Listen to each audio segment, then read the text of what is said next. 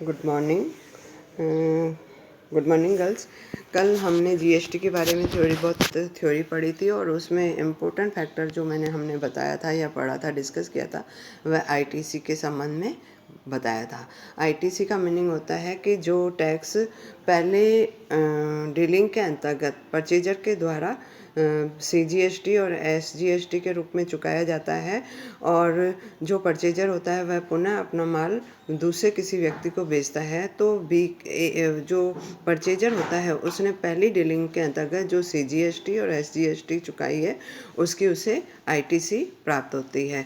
तो मैंने आप लोगों को कल भी बताया था कि जब कभी राजस्थान के अंतर्गत कोई माल एक व्यापारी के द्वारा दूसरे व्यापारी को बेचा जाता है और दूसरा व्यापारी जो खरीदार है उसने पुनः तीसरे व्यापारी को राजस्थान के अंदर ही बेचा है, तो दोनों सिचुएशनों में सीजीएसटी और एसजीएसटी रिकवर होती है।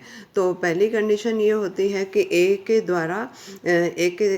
द्वारा बी को माल बेचा जा रहा है, तो बी ने क्या किया है, सीजीएसटी और एसजीएसटी ए को चुकाई है, और ए के द्वारा क्या किया जाएगा कि जो बी के द्वारा सीजीएसटी और एसजीएसटी प्राप्त हुई है वह गवर्नमेंट को रेवेन्यू के तौर पर या टैक्स के तौर पर चुकाई जाएगी।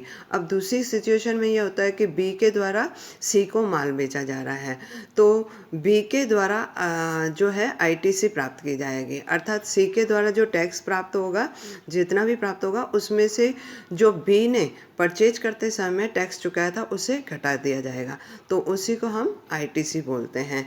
ये आपको मैं दो क्वेश्चनों के आधार पर समझा रही हूँ। पहला क्वेश्चन है कि a sold goods worth ₹1 lakh to be and tax rate CGST 6% and SGST 6%। तो ए के द्वारा बी को माल बेचा गया है तो बी परचेजर है। ऐसी स्थिति में आपको लास्ट में कहा गया है कि find total billing and tax payable by A to government, अर्थात ए माल बेचने वाला है तो ए ही बिल बनाएगा, तो ए के बिलिंग के अंतर्गत वह बताएगा कि उसे सीजीएसटी और एसजीएसटी कितनी प्राप्त हुई और उसने कितने वर्थ का माल बेचा है।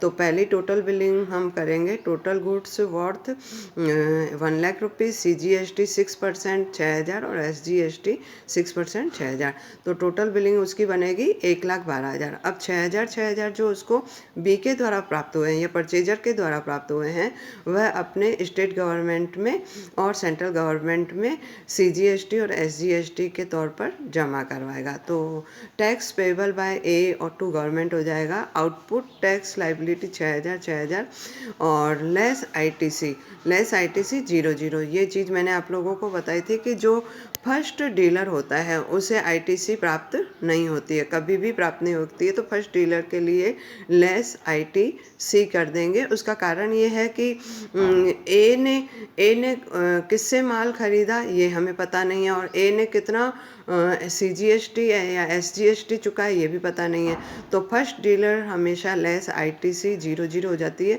तो ए के द्वारा जो टैक्स पेमेंट की बात होती है या नेट टैक्स लाइबिलिटी जो बनती है वह सीजीएसटी के लिए 6,000 और एसजीएसटी के लिए 6,000, टोटल 12,000, और 12,000 रुपये वह गवर्नमेंट में जमा कराएगा। अब चूँकि बी ने माल खरीदा है तो ऐसी स्थिति में उसने सीजीएसटी और एसजीएसटी 6,000 चुका है। अब बी क्या है कि अगर सी को माल बेचता है तो उसे आईटीसी प्राप्त होगा क्योंकि ये सेकंड डीलर है। अब सेकंड क्वेश्चन में आपको ले चल रही हूँ और क्वेश्चन जो दिया हुआ है, according to a question number A1, B sold goods to C locally with the value of addition 50% of cost, find total billing of B and tax payable by B to government। तो आपको ये कह रहा है कि first question के according B जो purchaser था उसने सी को माल बेचा और लोकली बेचा, अर्थात राजस्थान में बेचा, और जो माल बेचा है वह 50% लाभ पर भेजा है या एडिशन वैल्यू करके भेजा है। तो आपको कह रहा है कि बी की टोटल बिलिंग बताइए और बी के द्वारा गवर्नमेंट को जमा करवाए जाने वाला टैक्स भी बताइए। तो टोटल बिलिंग में वही आ जाएगा, हमने 1 लाख रुपए का, मतलब बी ने 1 लाख रुपए का माल लिया था और 50% उस पर वैल्यू एडिशन की है, तो 1,50,000 रुपये का आपकी गुड्स वर्थ हो गई, और 6% CGST एंड SGST 6%, तो 9,000 टोटल बिलिंग बनेगी 1,60,000। अब बी के द्वारा गवर्नमेंट में कितना टैक्स जमा कराया जाएगा, तो यही हमें ITC अच्छे से समझ नहीं है। अब बी के द्वारा टोटल 9,000 रुपये अभी जमा नहीं करवाया जाएगा। अभी हम एक एनालिटिक टेबल के तौर पे सीखेंगे कि आउटपुट टैक्स लाइबिलिटी जो सेकंड डीलिंग में बनी है टैक्स लाइबिलिटी, वह 9,000 बनी है CGST और SGST के लिए, लेकिन ये बी व्यक्ति पहले 6,000 चुका है ए को।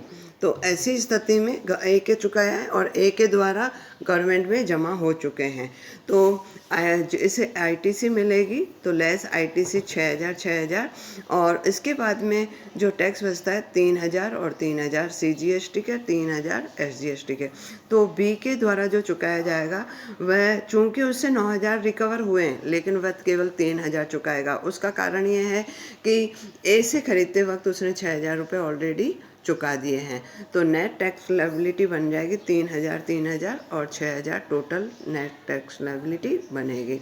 अब टोटल रेवेन्यू, अब अगर ये दो क्वेश्चन हैं और ऐसे पूछा जाता है कि गवर्नमेंट का टोटल रेवेन्यू कितना हुआ, तो टोटल रेवेन्यू 9,000 ही रहा, क्योंकि सेकंड क्वेश्चन में 9,000 बन तो रहे, उसमें से 6,000 रुपये जो है ITC मिल चुकी है।